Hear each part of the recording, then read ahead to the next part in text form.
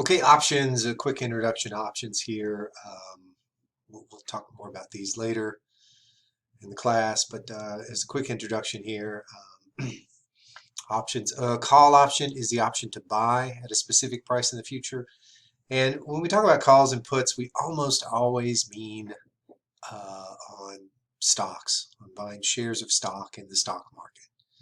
Okay, so we do use these terms in other contexts sometimes, but it's typically, most of the time, we're talking about buying shares of stock in the stock market. All right, so a call option gives you the option to buy the shares at a specific price in the future. A put gives you the option to sell the shares at a specific price in the future.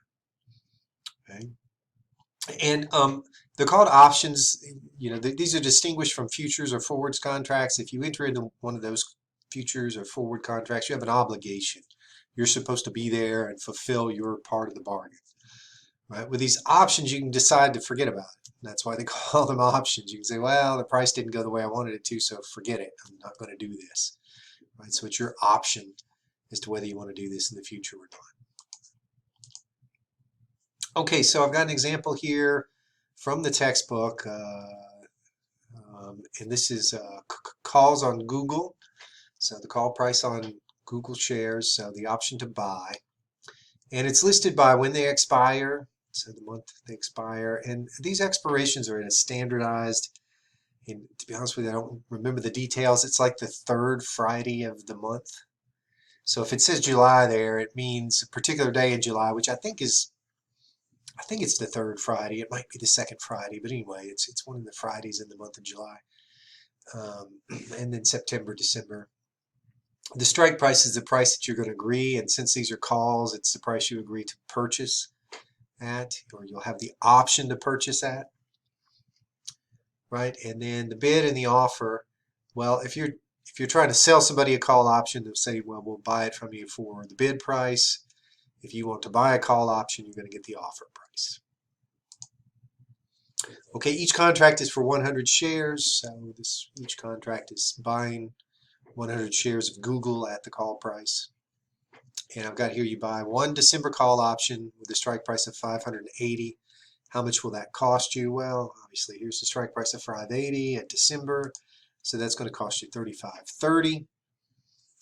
Now remember, each contract is on 100 shares, so this is the price per share here. So the contract times this price times 100 is going to cost me $3,530.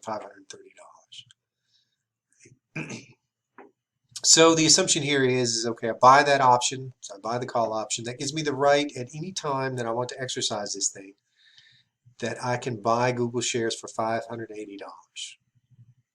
Now it says suppose the stock sells for $650 and you exercise the option. So if this option is about to expire and I say, I want to do something with this, I will look and see, well, do I want to exercise it?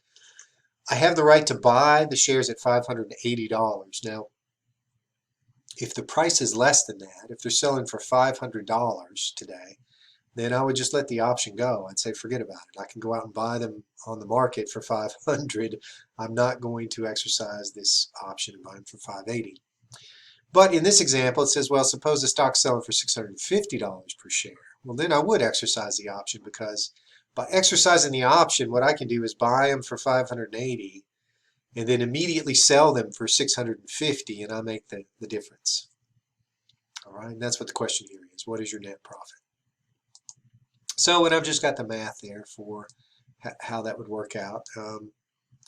Each contract is an option on 100 shares, and for each share I can buy it for $580, and I could immediately sell it on the market for $650. Doesn't mean I have to. I can exercise this option and just keep the shares. But when we're evaluating, well, how good was this option to you, we're assuming what would it be like if you closed your position that day, meaning I exercise the option, then I immediately sell the shares, make the difference.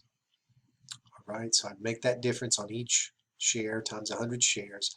And then here's the cost of the option. Originally, it cost me $3,530 to buy the option in the first place, so my net profit is just over $3,000, $3,470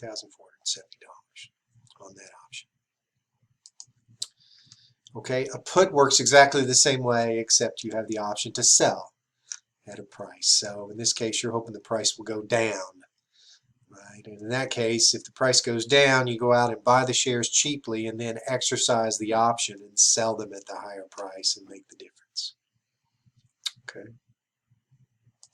Okay, that's a quick introduction there to calls and puts, and I'll leave it at that.